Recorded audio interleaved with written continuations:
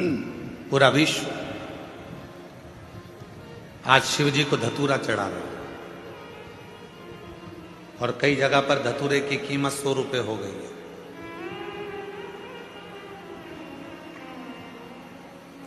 वो तो social media पे चल रहा है कि भोपाल, इंदौर, नरसिंहपुर, ग्वालियर, आगरा, कानपुर, लखनऊ धतूरे की कीमत 100 रुपये, 150 रुपये, 60 रुपये, 70 रुपये, 300 रुपये तक धतूरा बिक रहा है।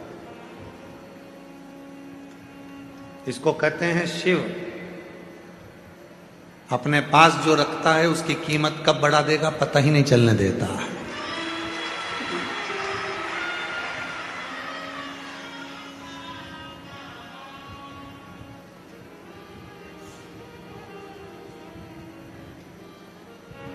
आज आप लोगों ने हल्दी लगाकर धतूरा चढ़ाया है, शिव जी को प्रार्थना करी है, निवेदन करा है, विनती करी है, विनय करा है, बाबा को अपने मन की बात कही है।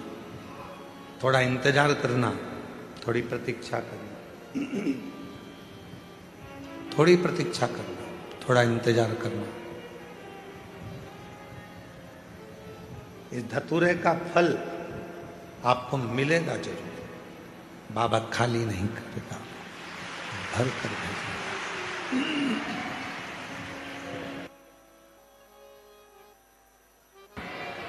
भेजेगा वो, उसका फल आपको मिलेगा। एक लोटा जल चढ़ा रहे हो तो उसका भी फल आपको मिलेगा। पशुपति व्रत कर रहे हो तो उसका भी फल आपको मिलेगा।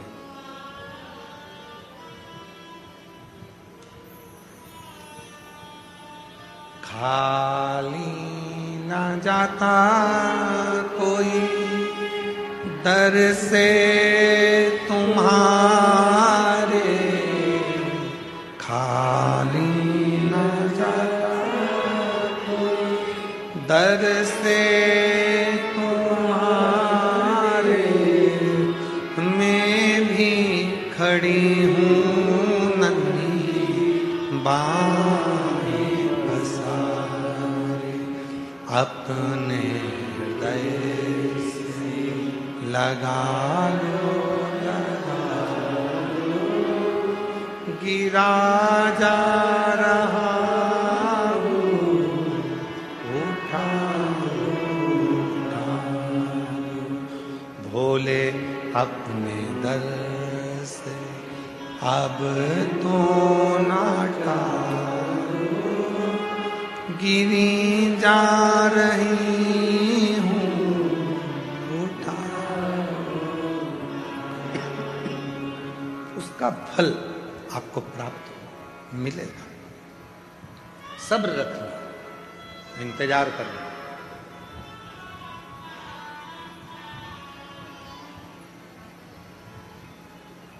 स्वयं माता उमा ने भगवान महेश से पूछा था। जिन भगवान महेश की संतति में आज भी महेश्वरी समाज को माना जाता है, उन्हीं उमा महेश संवाद करते हैं।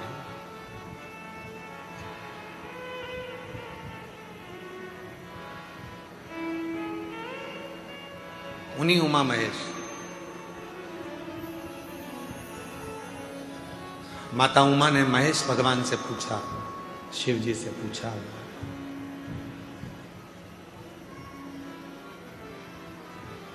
आपकी और हमारी जो संतति होगी, आपका और हमारा जो वंश बढ़ेगा, जरा ध्यान देना इस प्रसंग पर। सब अपने व्यापार में, सब अपने व्यवसाय में, सब अपनी नौकरी में, सर्विस में व्यस्त हो जाएंगे कलिकाल में।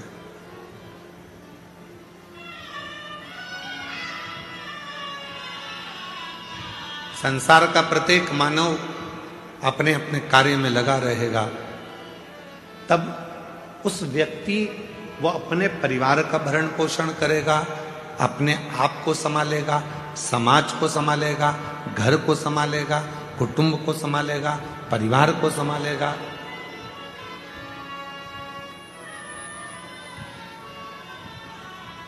हो सकता है वो आपको भूल जाए, हो सकता है वो आपका स्मरण ना कर पाए, तब आप उस जीव को मुक्त कैसे करेंगे, उसके कार्य को सफलता कैसे देंगे, उसको फलित कैसे करेंगे। भगवान महेश ने मां उमा को जो कहा वो आपकी जिंदगी में उतार कर रखना।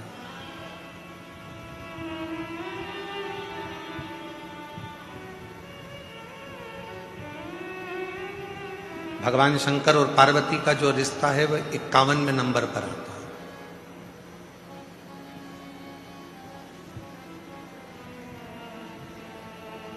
माता सती और शिव जी का जो विवाह है वो 49वें नंबर का है।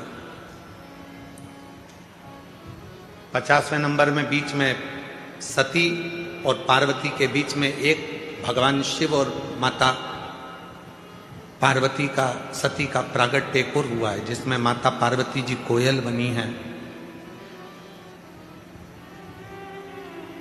और भगवान देवाधिदेव महादेव नीलकंठ बने हैं। ये बीच में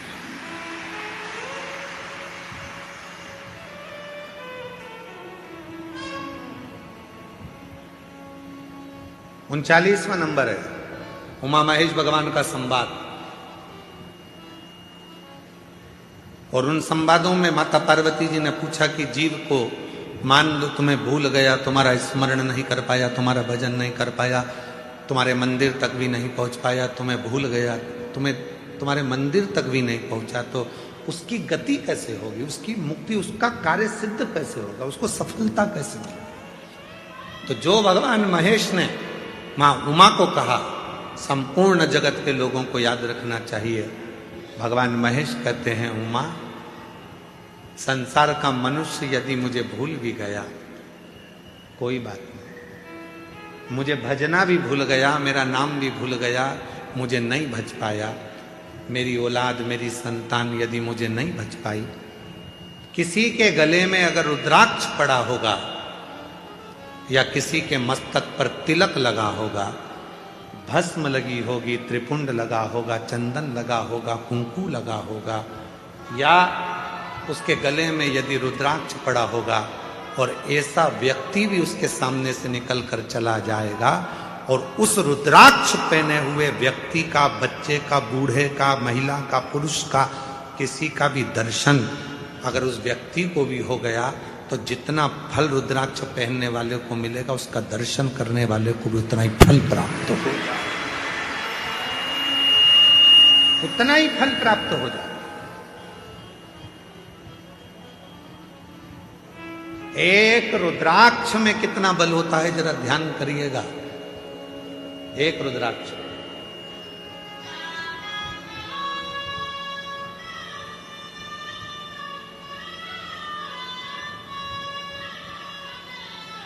$63 नैनार, 63 शिव भक्त तमिल में हुए हैं। 63 उसमें से एक थे भक्तंगित प्रत, जिनका नाम था भक्तंगित प्रत। 63 भक्तों में से शंकर भगवान के 63 शिव भक्तों में से, शिव भक्तों में से एक भक्त थे भक्तंगित प्रत।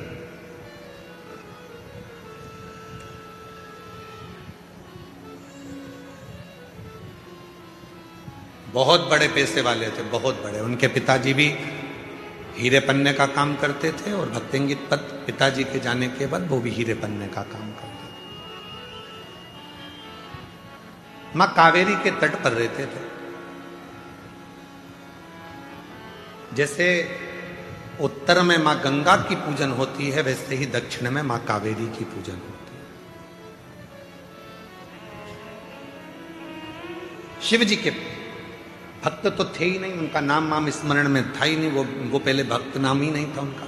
वो तो एक सेठ थे, धनिक सेठ, पैसे वाले, धनपति, करोड़पति। विदेश में उनका व्यापार होता था भक्तंगित प्रत का। खूब दौलत थी, खूब धन था, खूब वैभव था, कोई कमी नहीं थी। उन्होंने अपनी जिंदगी में शिवालय भी नहीं गए, पर एक नियम उन्होंने अपने जीवन में बनाया था, मां कावेरी का स्नान करना, मां कावेरी का दर्शन करना और मां कावेरी के स्नान कर कर अपने घर आना और अपने व्यापार में लग जाना। अब जो लोग कहते हैं कि हमें दुकान से फुर्सत नहीं मिलती, हमें व्यापार से फुर्सत नहीं मिलती, हमें पढ़ाई से फुर्सत नहीं मिलती, हमें नौकरी से फुर्सत नहीं मिलती, उनके लिए सबसे अच्छी कथा है भक्तंगित पद की। 63 नयनारों में से, शिव संप्रदाय के सुंदर भक्तों में से, तमिल के 63 भक्तों में से एक भक्त है, एक भक्त भक्तंगित प्रति।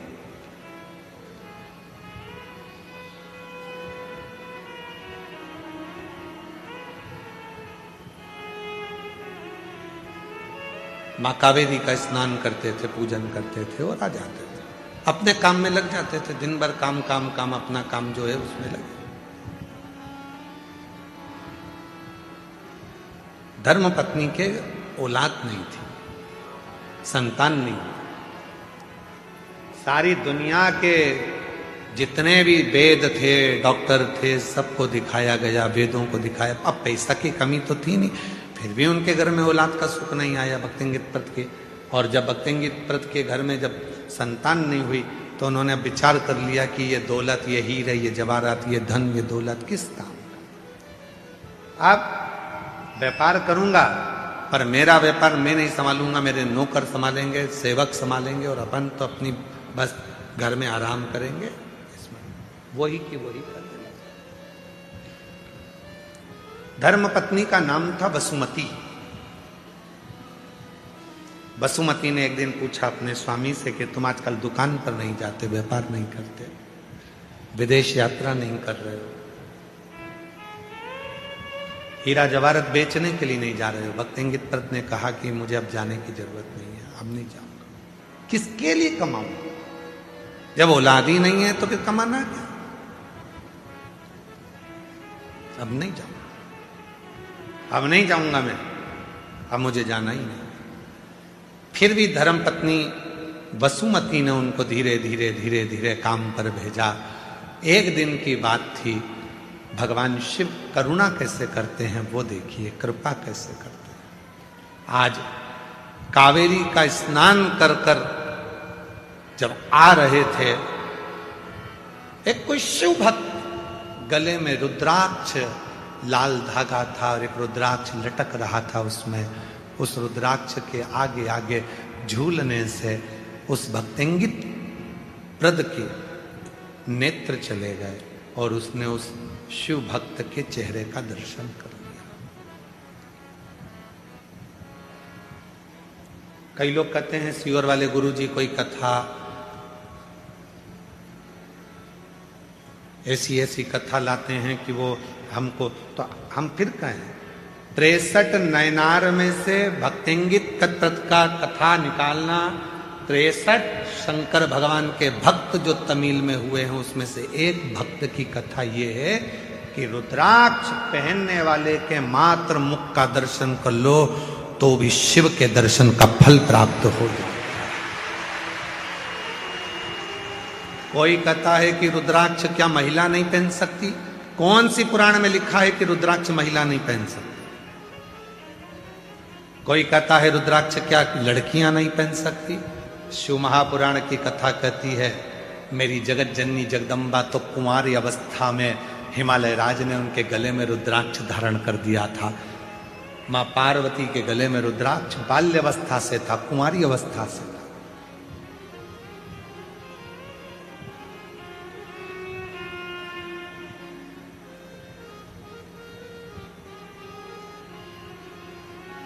रुद्राक्ष जिसको तुम धारण कर, कोई व्यक्ति पे ना, यहाँ आते हैं कई भक्त जो बेलपत्री लेने के लिए आते हैं तो हम देखते हैं उनके गले में रुद्राक्ष, कोई भाई है, कोई बच्चे हैं, कोई माताएं, उनके गले में जब रुद्राक्ष दिखता है तो रुद्राक्ष जब जिसके गले में दिखता है तो हम उसके चेहरे का दर्शन जरूर करते हैं। क्यों? उसमें मेरा शिव बसा है, इसलिए वो रुद्राक्ष पहनकर यहाँ पर।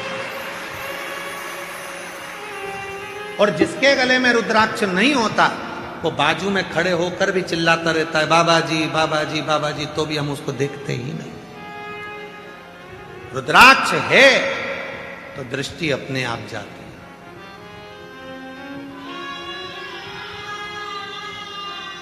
टीसी, ट्रेन का जो टीसी होता है, टिकट काटने वाला होता है, तुम टिकट लेकर बैठोगे तो तुम्हारे पास वो टीसी आएगा ही नहीं।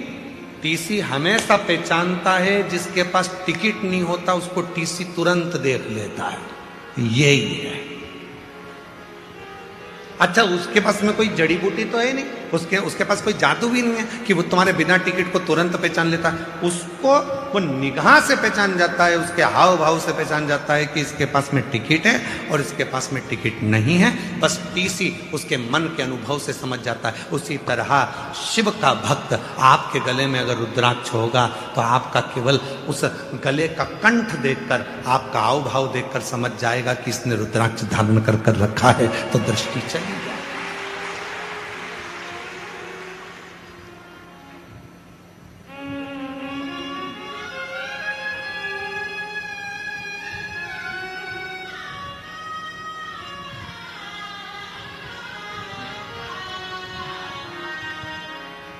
सुंदरता होगी